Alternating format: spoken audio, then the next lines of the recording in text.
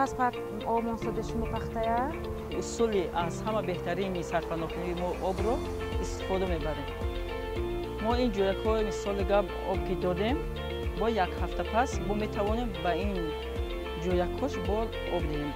نمی این جویک‌ها به این جویک یک هفته نمی میبخشد.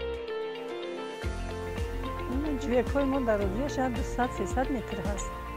من آب بستم آب همین تا نیم میرد و پایانش نمیرد. همین بالا همین زخم زده ایستادم. بهتر است که اپم باید از اصول جویک‌های کوتاه شما استفاده برید. همون قدر اگر جویک‌های ما کوتاه بود شد همون قدر آب صرفه‌ناک استفاده میبریم، همون قدر آب کشرود که رفته میرسه.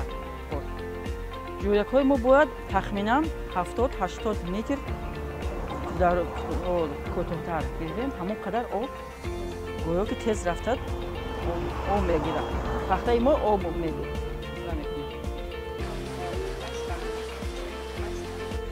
با استفاده بردن همین اصول‌ها ما 50% آب را صرفه‌کارانه استفاده بردیم.